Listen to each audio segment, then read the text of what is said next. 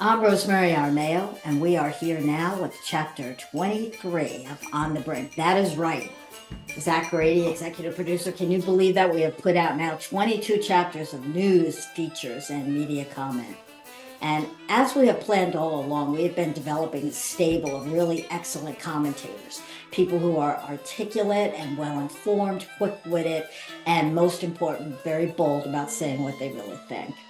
And that is why this week we have two people who are making repeat appearances. I'm excited about that. One is former journalist, writer, and education advocate Phyllis Jordan, and Mark Mahoney, who is the editorial editor of the Gazette in Schenectady. And we plan to chat about a few of the more outrageous news events that we've seen happening in recent weeks. That means, of course, that we begin with Donald Trump as criminal defendant. Phyllis, let's begin with you. How do you think he's done during this past week when he's been balancing campaigning with defending himself? You have covered court cases. Can you tell me if you see himself making points with the judge or with prospective jurors? And most important, what about this napping business? Think he really was asleep? Well, when you and I met, Rosemary, I was covering courts in Portsmouth, Virginia. And the big lesson I took away from that is that the judge is king in the courtroom. When I was there, a judge put a prosecutor in jail for contempt. So to have Donald Trump interacting with a judge is an interesting exercise. And I don't think he's getting the best of it. What he's coming across as really sort of belligerent and whiny. This whole thing where the judge won't let me go to my son's graduation, which isn't even true. He hasn't decided yet. It's just coming across as whiny. If he wants to be project as a strong man, he's not doing that. The falling asleep in court is really problematic. And of course, he's whining that it's too warm in the courtroom. And then this sort of effort to intimidate jurors or talk to jurors. I think he's learning the lesson that you can't do anything you want in the courtroom. And it's probably the first time anybody's taught him that lesson. Mark, you have, I know this, been long interested in those times when the rights of a free press kind of interfere with, or at least conflict with, the right to a fair trial. And we're seeing that in spades in this trial. So a couple of questions let me throw out and you can respond. Should there be cameras in the courtroom? His supporters don't believe he was really napping. They think it was just Maggie Haberman, who hates him, who's spreading bad stories about him. Should cameras be in that courtroom? And should jurors be getting the kind of protection they're getting? In this past week, the judge asked reporters to please not even physically describe the jurors because they were feeling intimidated. What's going on there? What do you think? Can Trump get a fair trial in Manhattan? Can the press, are they doing a good job covering? Yeah, first, I think he can get a fair trial. I mean, there's 8 million people living in Manhattan in New York City, and they only need to get 18 or 16 jurors, whatever. So they've already got 12. So obviously they're finding a way to get jurors out of that giant jury pool. So starting with the cameras in the courtroom, of course there should be cameras in the courtroom of any kind of trial, any trial that's up. This one really necessitates the public being able to watch for themselves, because they're not going to trust the reporters to accurately depict, did he fall asleep? Was he just looking down at his notes? Was he disinterested? Was he interested? Was he smirking? Was he smiling? Was he intimidating? All that is subject to interpretation of the reporters in the room. And they're doing the best job, and I'm sure they're reporting it accurately. But people aren't going to always believe what they hear from the press, especially when they think that this trial is inappropriate, or as a witch hunt or anything like that, and they think that the media is out to get them and all that other stuff. This would have been an opportune time to have cameras in the courtroom and focused on what his conduct and the judge's conduct. Is the judge picking on him? Is he being belligerent? Is he being fair, unfair, whatever? You would have that on for all of us to see and judge for ourselves. So Yeah, I did write an editorial last week, reminding people, maybe it was earlier this week, reminding people that we don't have cameras in the courtroom. I think the timing too is interesting because, O.J. Simpson died, and we saw what a fiasco that was when his trial was televised. And I think there was more, he was playing to the camera. OJ was, his lawyers were, the judge was, the prosecutors, everybody kind of, but that was what, 30 years ago. Now, cameras are more common. People are used to having them around. I don't think they're as cognizant of them. Trump obviously would be playing to the cameras, but we don't know what he'd be doing playing to the cameras. He might be trying to say more things or whatever, but I think I think this wouldn't have been the fiasco that the OJ trial was, and I think it actually would have given the public more comfort that what was being reported was accurate, and more trust in it. Again, not to say the reporters aren't doing an accurate job or whatever, but people really want to see with their own eyes and hear with their own ears what's going on there. I think it would have been good if they had them. Lawrence O'Donnell on MSNBC made what I thought was a really interesting argument recently. He said, what are they doing? Setting up essentially a conference room, this bank of microphones right outside of the courthouse. None of the judge is not using it. He's not going in front of the microphones. The prosecutors are not. But twice a day, Donald Trump is coming out of that courthouse and giving a speech, giving his version, which we know to be very deceitful and untrue. And he's been handed a national audience. Was that smart? Phyllis, you had a, sorry, we'll interrupt you, Mark, and then come back to you. Sorry. Yeah, go ahead. I go back and forth on that. My first thought was what you just made. Like, why are they just giving him this opportunity? But the reality is the press is giving him that opportunity. The press wants to hear what he has to say.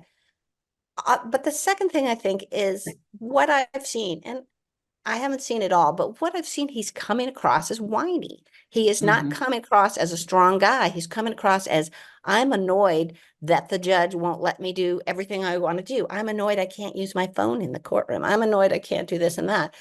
And what's he going to say when you have people like Stormy Daniels and Michael Cohen up there? What he's just going to come out and be like he is on Truth Social, where he's just bashing people. And I don't know that that's a good look for him. I agree with you. It doesn't seem right to give him this national audience, but I don't think he's going to use it well. Okay, Mark, what do you say? We interrupted you.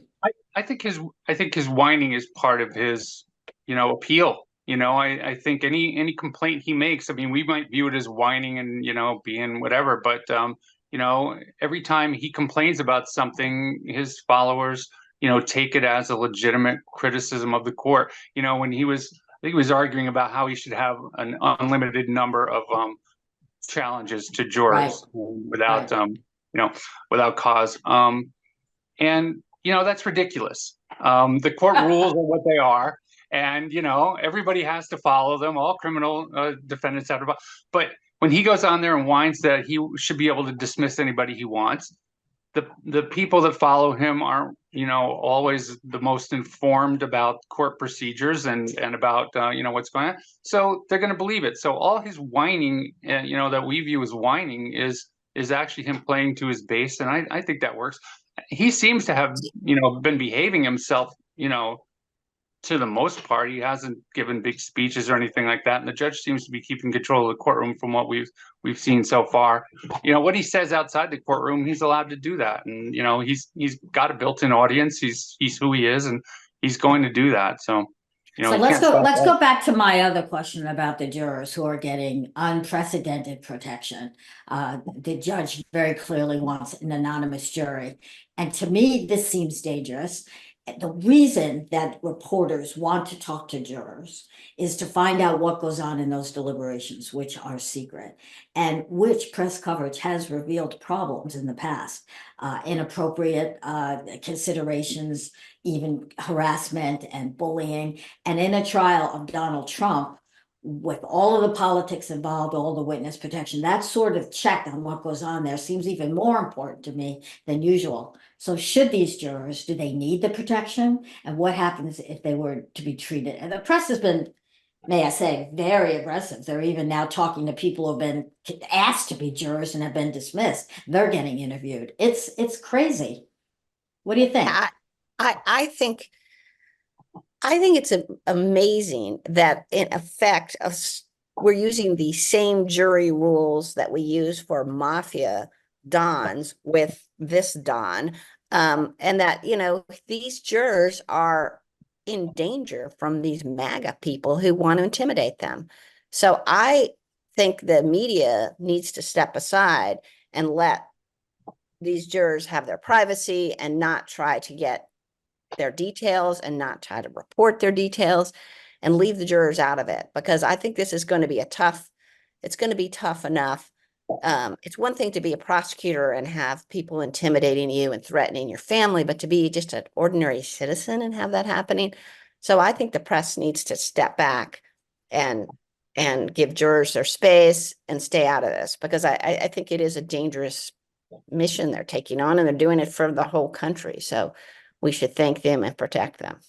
I I know agree with that's that. not a journalistic viewpoint, but that's my viewpoint. Exactly, mine too. And it's the same thing. It's like, as a journalist, I should, want everybody to talk and everybody should be public and everything like that. But these people, you saw one juror got dismissed today because, Fox and I think maybe the Washington Post released a lot of information about them that people could identify her. Yeah. So, she's anticipating, what can happen with the people who follow Trump. They do threaten people's lives and that sort of thing, and their job there is to listen to the facts and decide guilt or innocence, and that's their function. And so I think that their identities do need to be protected in this case. I think their privacy needs to be protected. I think the press does need to back off and kind of put them out of it. When you're talking with cameras in the courtroom, the rules generally for even when they do allow them, or when they used to allow them, was that they could, and the bill that's in the legislature to allow cameras in the courtroom would allow judges to exclude certain people from being viewed or being interviewed, maybe not their identities after, but you wouldn't be able to see their pictures, whatever. And I think it's important to protect the integrity of the court process by protecting, especially in this case, the identity of the jurors, because what can happen to them in something like this. Okay, I hear what you're both saying and I get it, but I keep being reminded that there are two articles in the Bill of Rights at issue here, and fair trial is one, the other is a free press. And for good reasons, we keep giving up civil rights. And I just see us giving way again on this.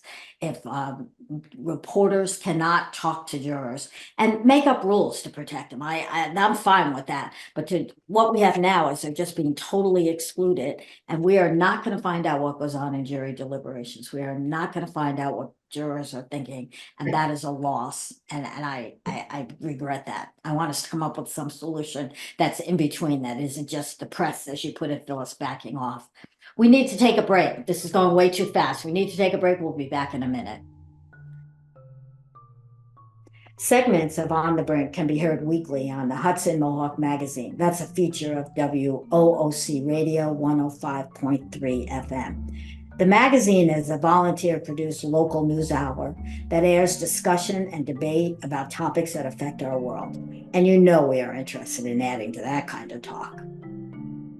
Please listen to On the Brink in full on Apple, YouTube, Google, Spotify. Oh, just think of another podcast platform, because we're there too. And help us to get more sponsors and more high-quality programming by liking us, rating us, and engaging with us. This is all free to you, by the way. I'm asking for your love, not your dollars.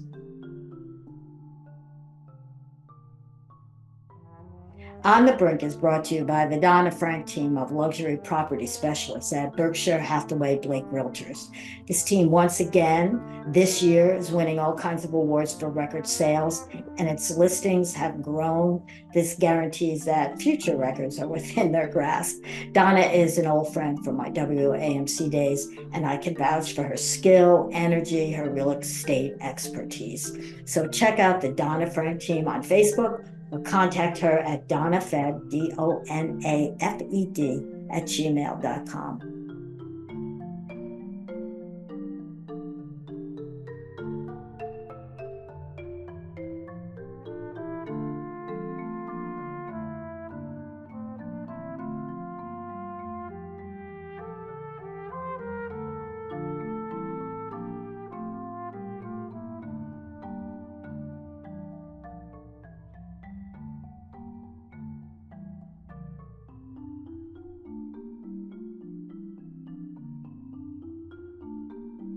You're listening to On the Brink. We are talking with Mark Mahoney, the editorial page editor of the Gazette in Schenectady, and with Phyllis Jordan, who's an old journalism friend of mine, now doing educational policy advocacy. It's very interesting work, akin to journalism, right, Phyllis?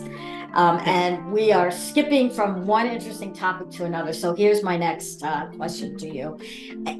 Is it my imagination, or have the Republicans in Congress gotten more crazy in the past few weeks? I'm talking about the second speaker in just a few months, again in trouble with his own members, not with Democrats, facing another kind of musical chairs, who's going to be in that top seat.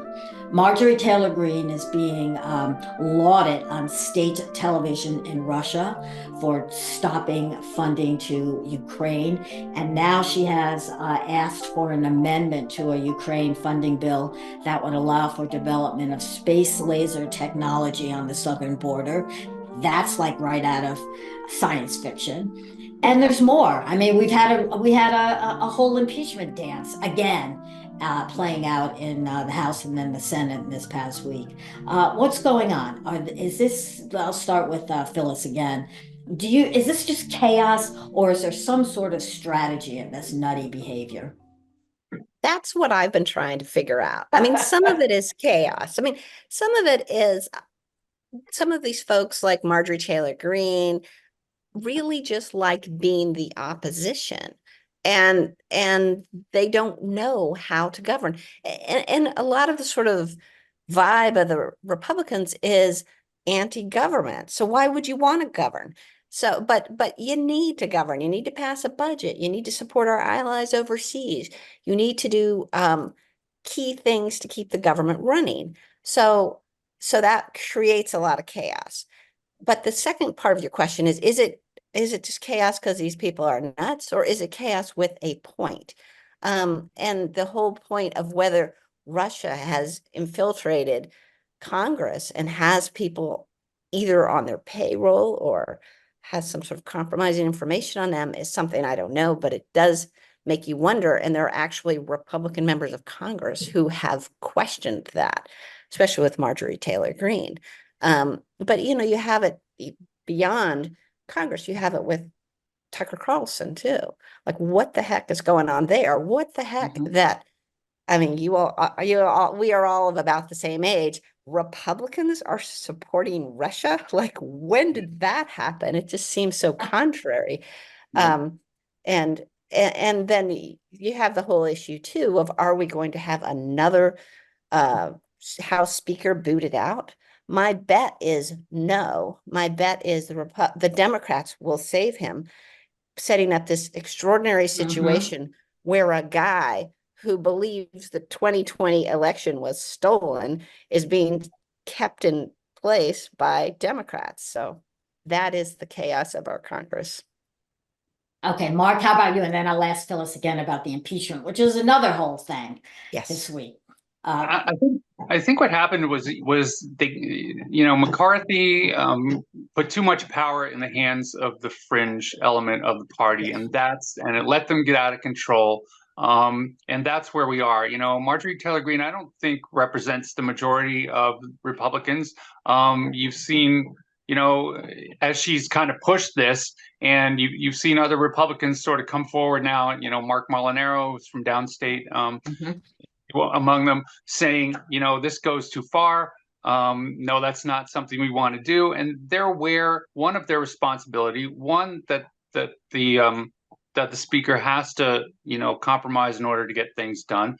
And I think you may find some rebellion within the you know, the middle of the road, the moderate Republicans, who don't want to see this action repeated. I mean, we saw what a fiasco it was when the McCarthy vote. I mean, my wife and I watched it on TV till what, midnight, and all the votes, and you know, we got popcorn and stuff. It was entertainment for us, you know. And then the second one, they couldn't believe they did that, and you know, so they look incompetent, and I think it hurts them. You know, maybe Trump can win on his own or whatever, but it makes, you know, when people think about Congress, it makes it look like the Republicans are you know, have no purpose and are just kind of out of control. And you've got Margery Taylor Greene being, you know, probably one of the, you know, the most inept and kind of crazy people out there, are out of control, and she's running the show. So you've got the inmates running the asylum. And I think that's a bad look for Republicans. And I think what you're going to see is that they're gonna try to get control back, and I think they're going to resist this latest push to get rid of the speaker again and go through another vote, and, you know, put somebody in who's, you know, going to be not compromising and not willing to work, and make them look even worse than, you know, and useless as they appear to be. So you know, I would hope that they would get some sanity in their thinking. There's a whole lot in this. I mean, how Marjorie Taylor Greene and Matt Gaetz, for that matter, gain the kind of clout that they have. I cannot explain it. But then there's Trump. I mean, how did that man inspire a cult following? The press is ripping itself apart trying to decide whether we should run his rallies gavel to gavel without commentary. I would say the same about Marjorie Taylor Greene. Do we cover them too much? But if we do, why are people still in love with him? Why are they so powerful? I don't understand that. Let me have you talk a little bit, both of you, please, about the impeachment of Homeland Security Secretary Alejandro Mayorkas. It was a farce from beginning to end. Yes. Many Republicans agreed with Democrats that there was nothing to it, though. Forget whether the crimes rose to the level of impeachment. There were no crimes. He was a secretary acting in a Democratic administration with which they disagree. That was his offense. It went nowhere. Tons of time was spent on that, lots of attention. He said in a hearing the day after the trial ended with nothing that he didn't even read the articles of impeachment. Unbelievable. So is impeachment gone? Is it so degraded now that it's not even any kind of a political weapon? Mark, you start off with this. Yeah, I think that was the goal. You know, Yeah, if you I did water it too. down so that it means nothing, then the two impeachments of Trump meant nothing. That it was just, if you create an impeachment where it's a political witch hunt, a political attack on somebody who's really just doing their job, is appointed by the president, is fulfilling the policy, whether you agree with it or not, and you impeach him for doing his job, whether a good job or a bad job, then you're watering it, you're making it less important. And then that reflects on Trump, as saying that, look, the Democrats did the same thing to Trump. They came out with this ridiculous, they were just after him for political reasons, and they used the impeachment as a tool. And hey, they can do it, we can do it. And you know, Trump was impeached for legitimate reasons, especially the second one, the insurrection part. And they're kind of, by bringing these impeachments, these ridiculous, unimportant, unjustified impeachments, they're basically denigrating all impeachments, and that, you know, saying, you know, Right. treating them the same way. That's what I think. I mean, the Constitution says high crimes and misdemeanors. It does, Right. and does not say, you know, didn't do the job we wanted him to do. That is not what this is for. You raise a good point about, are they just trying to tear down impeachments? You know, and the Senate's unwillingness to even consider it suggests that that could set a precedent. But you know, I It's have not to really a say, precedent. That's what the Senate did with Trump's impeachment. You had the then majority leader saying he's responsible. He's the one who did it. But no, I'm not voting for impeachment. So I mean, and if you want to talk about worthless impeachments, you go back to Clinton. That was foolish too. That was over Right. policy Same thing. he decisions. at Yeah. least committed a crime. He did perjure Yeah, he himself. did. He did. But Yeah, I mean, whether that's enough of a crime, a high crime, or it's probably a misdemeanor. I don't know what it is. But in any case, but there yes, was that no crime resulted. here. Yeah, there was Yes, no crime here. Yeah. So, Right. so you see my original question, are the Republicans crazy or is this part of a strategy?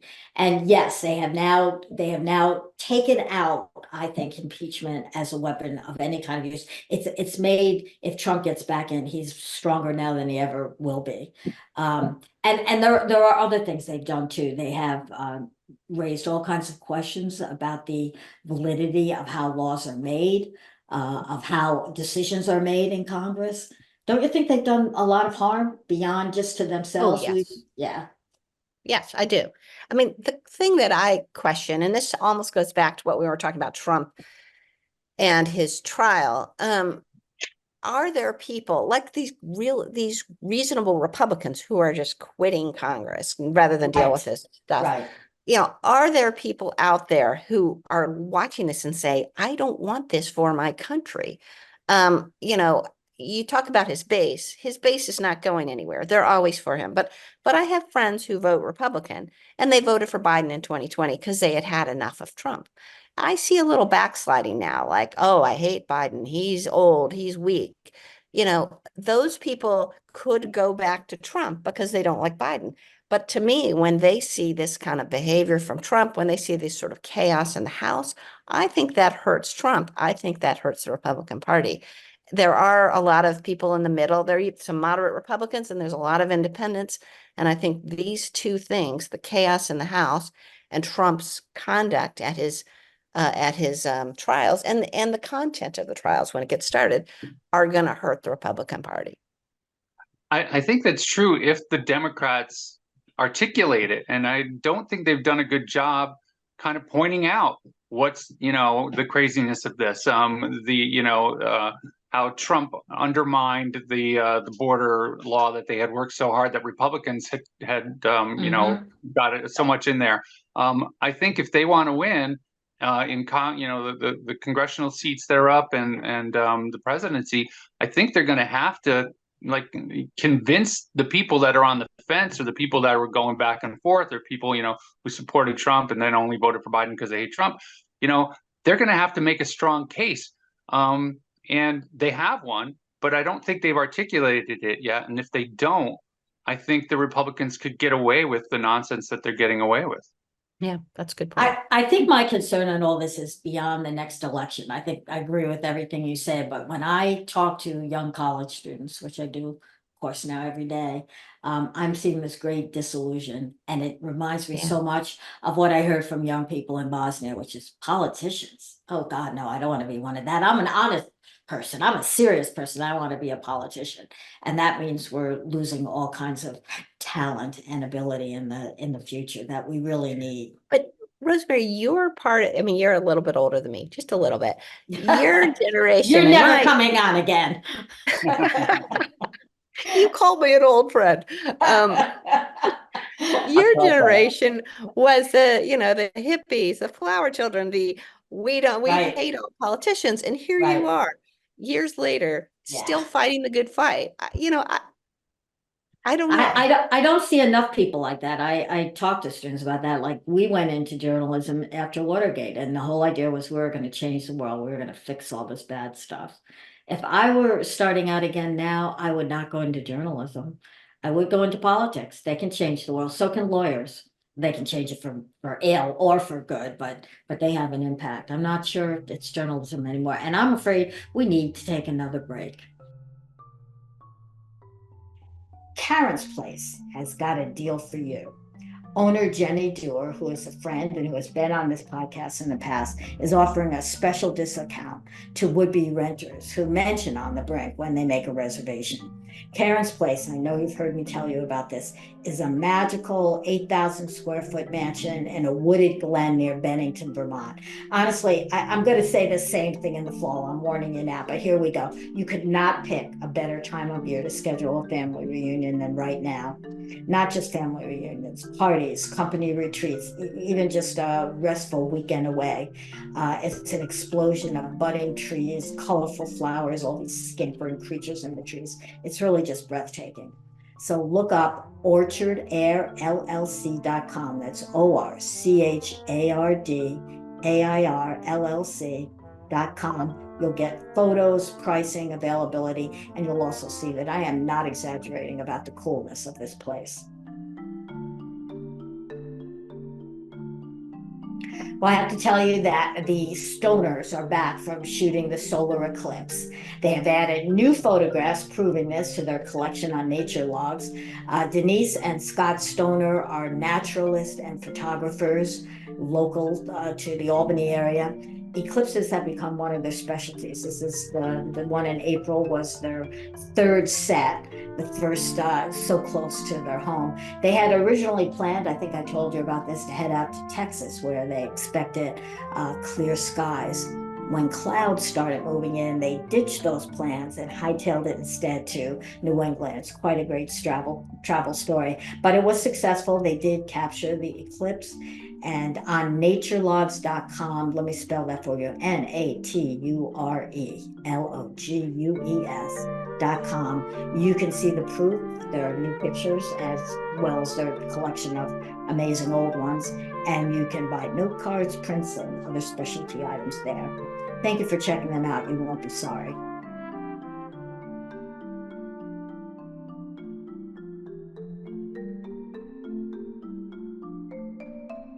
Welcome back to On the Brink. We're talking with Phyllis Jordan, a journalist and now an advocate for decent and good educational policy, and with Mark Mahoney, who is a Pulitzer Prize-winning editorial page director and writer for the Gazette in Schenectady.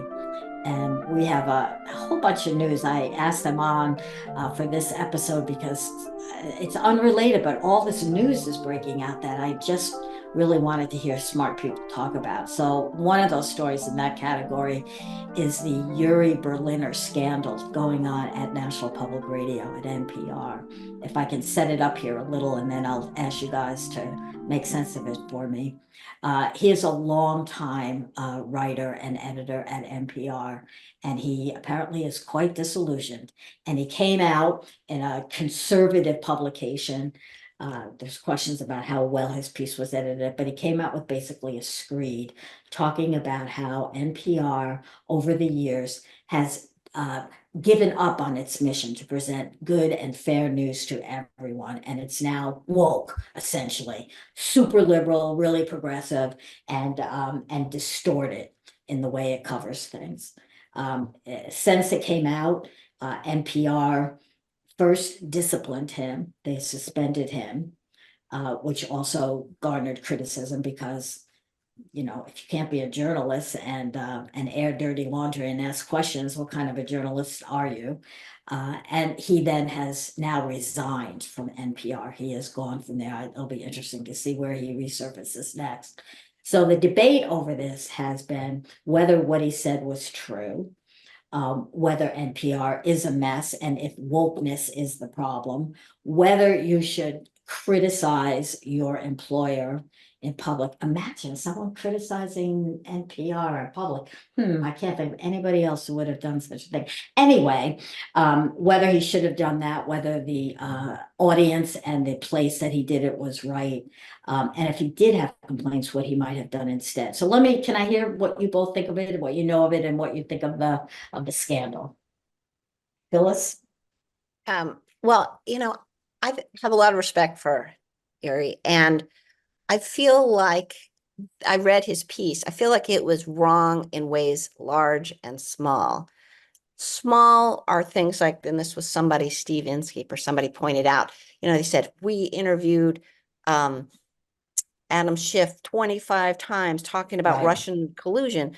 And whoever it was looked and saw in that time period, there were 900 interviews with policymakers and lawmakers. That's 3% was Adam Schiff.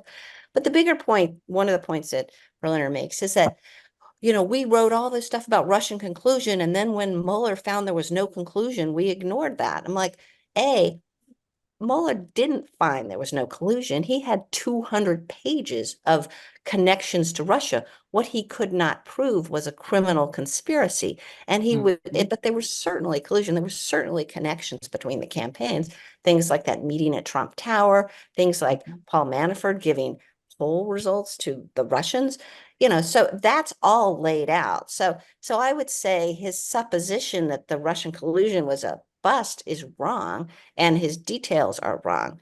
But I also think more broadly, what he ignores is the whole change in the media landscape in the past 10 years. It's not just NPR. Every newspaper and radio station and TV station has had to deal with this asymmetric warfare, if you will, where the Republicans keep changing the rules and where Trump just says lie after lie after lie. And then how are you supposed to respond in a both side, you don't want to both sides things, but you don't want to be uneven. And what you end up is every time Trump tells a lie or does something outrageous, it's like, but her emails. And with Biden, I think it's, but he's old. So, But Hunter's laptop. Yeah, just like, yeah, he also wrote about the laptop, and I think that was also over, if not wrong, it was definitely simplified, because the issue there was not just that it was information coming from the side we didn't want to hear from. There were concerns that it was really being manipulated by the Russians. There was a reason that story was handled the way it was. I don't know if it's defensible, but he certainly didn't well, present it in it's the what right they call way. the chain of custody or the provenance in a Right. criminal. Like, is this really a thing? Are we being, Yeah. led Yeah. astray? Okay. Mark, your turn. What did you think? What did you make of this whole thing? Well, first, I think that the media has been challenged by Trump, and the Republicans almost trying to make fairness and balance the same thing. You if one side is more wrong or does more bad things, is it right to give them equal time and equal stories? I don't think it's a 50-50 balance. If journalists find whatever inaction, whatever poor action, whatever malfeasance or whatever, they should go after that, not say, okay, well, we did it, we criticized them 10 times, so now we've got to either say 10 good things about them, or we got to say 10 bad things about the other side to look like we're being fair. And that's not really what's supposed to happen, but that, I think, is what's happening. And I think what happens is the media, we actually come across like being almost allowing certain things on one side to happen because we want to be viewed as balanced. And again, balance and fairness is not the same thing, and accuracy, it's not the same thing. So I think that kind of came up here. As far as speaking out against your employer, boy, you just you don't to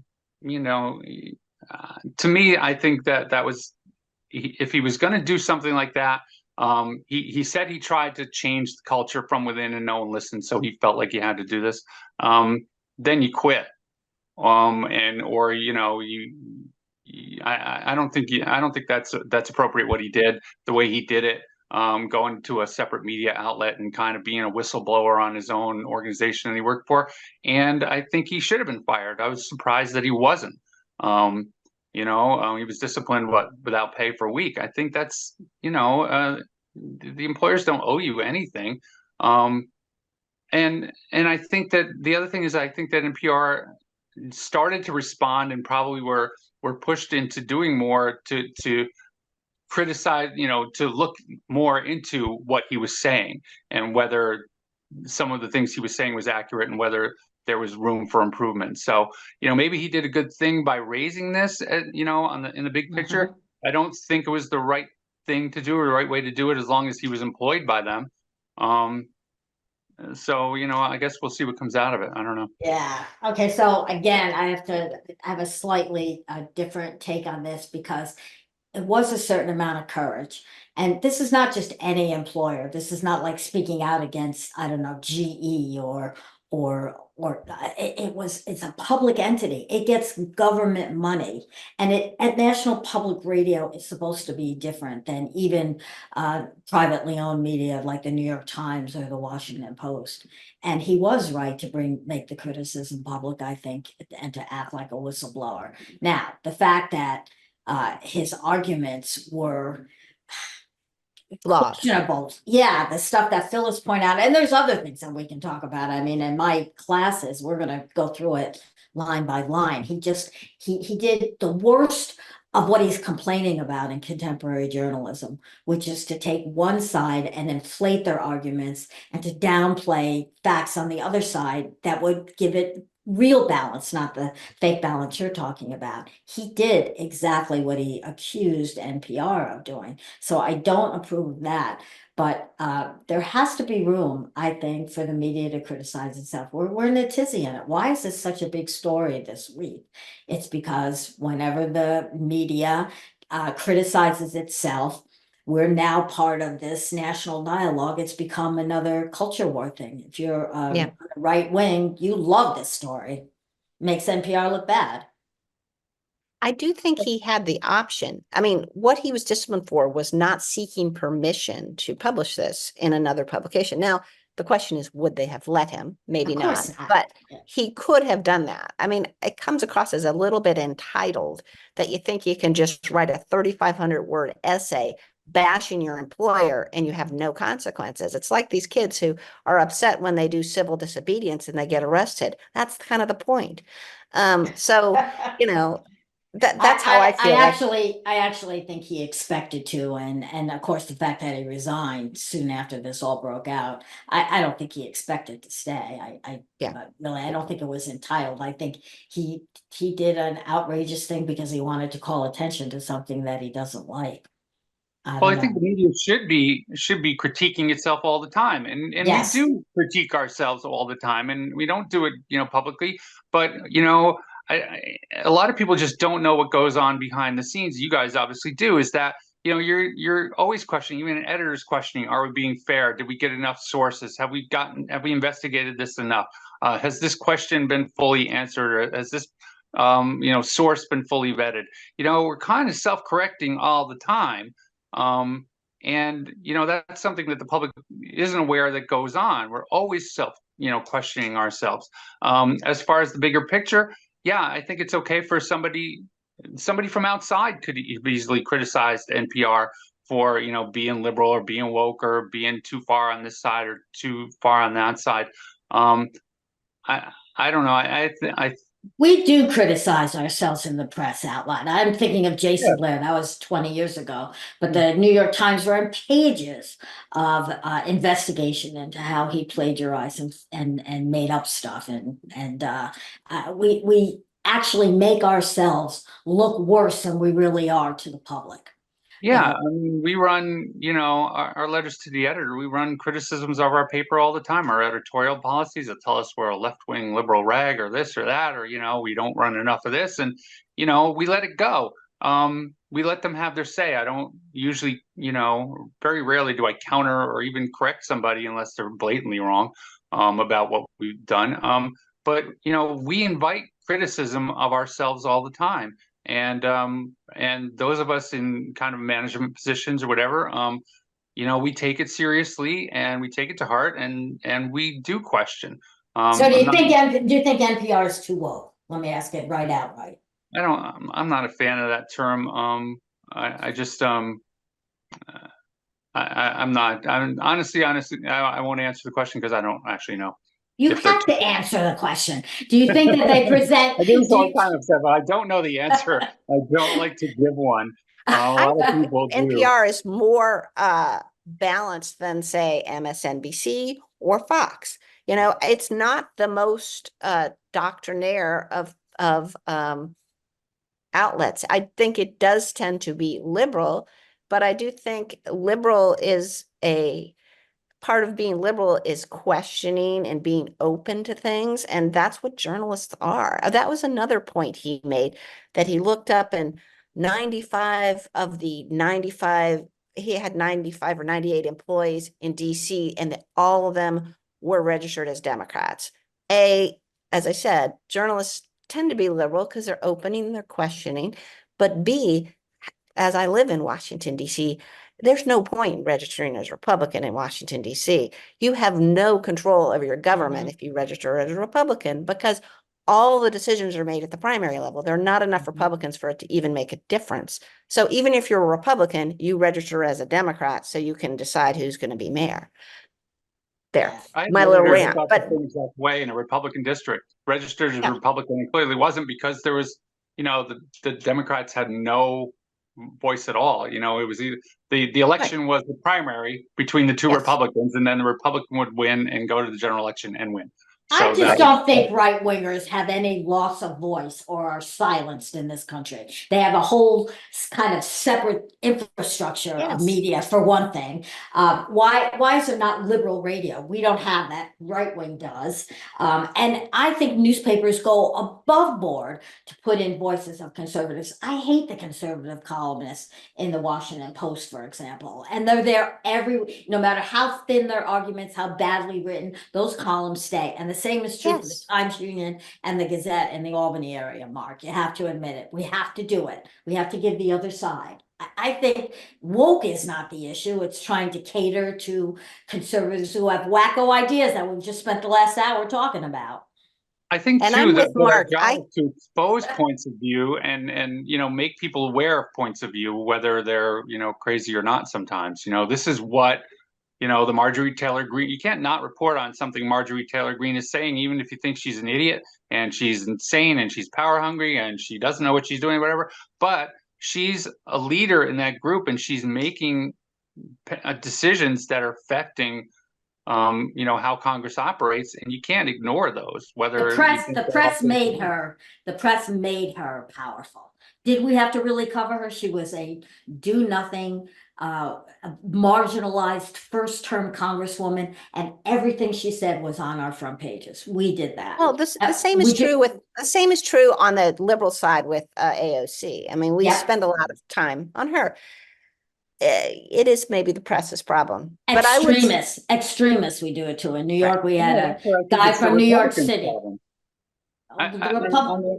You have the far fringes on each side. The Republicans have their fringe people, and the Democrats have their, far left. But the Democrats handled theirs. Yes. AOC is not running Congress like Margery Taylor Greene is. No. She's not running the leadership around. She didn't try to take out Nancy Pelosi. Right. They wouldn't let her anyway. And because they were able to manage their conference, and the Republican leadership in the House is not able to manage its conference, and this is what they get. So I don't think you can blame the media for Margery Taylor Greene taking the power that she's being given. We have to come back. We have to take a small break. We're going to come back for a wrap up and a toast. Thank you very much.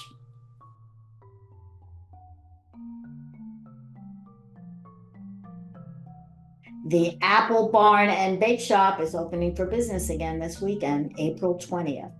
That is really good news for pastry lovers.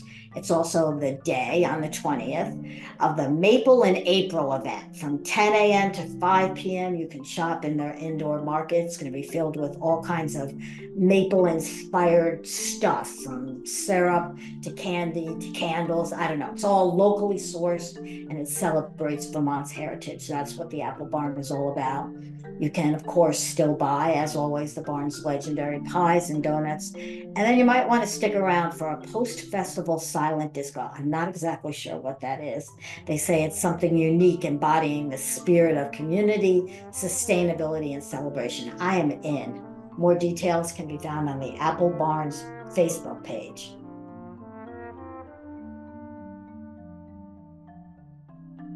Welcome back to a kind of heated all of a sudden on the brink with Phyllis Jordan, journalist and education advocate, and Mark Mahoney, a columnist, opinion writer, and editorial page editor at the Gazette in Schenectady.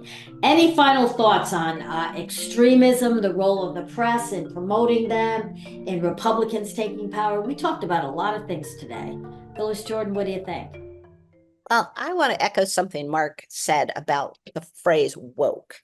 I mean, honestly, it means to awake to other people's sufferings and needs. And what the heck is wrong with that? It's a little bit like that phrase politically correct we used to use, which, you know, things are often correct. Somebody once said, asked me that about a tail hook, which I covered, and whether it was politically correct to pursue, you know, aviators for assaulting women. I'm like, it's just correct.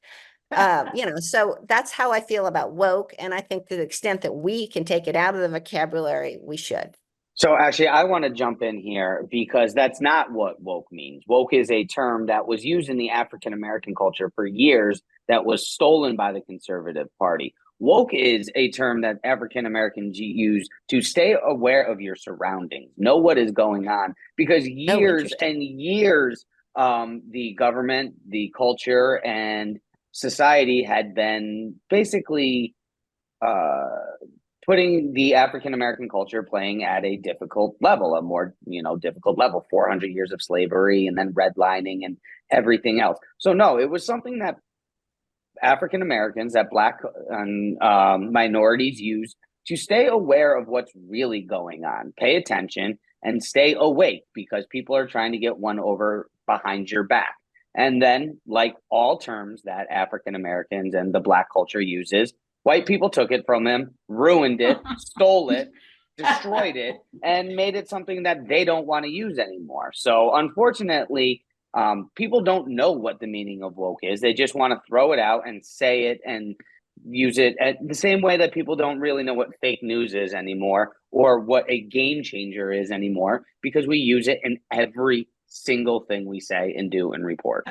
Well, I think it's being used by the right to characterize the left as liberal and super, that kind of thing. I don't think it's I think that's how they use it now. I always caught whenever DeSantis, one of those guys, kept saying woke, woke, woke, it means you're liberal. It means you favor transgender rights and you favor this and you favor all these things that the Republicans hate. So you're woke. I think they've taken it far beyond the meaning of being awakened or being aware of, what people are doing to you. So I think that's where it's been abused.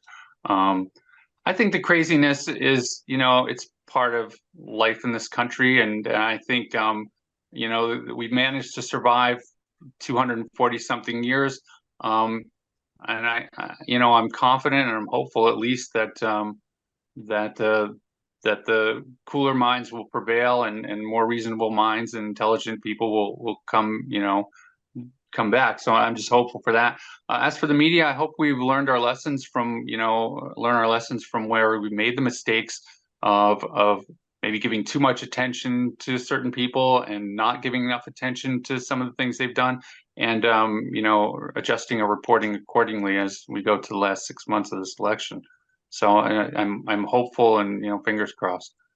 We always end this program with a toast, and I think my guest and my producer have sort of done a mini toast ahead of me. I'm going to propose one to the media finding the solution to balance, which is what we're really talking about in all these stories. How do you cover extremists without making them extremely popular and powerful? How do you cover crazy ideas that nevertheless have a lot of traction and importance in our country?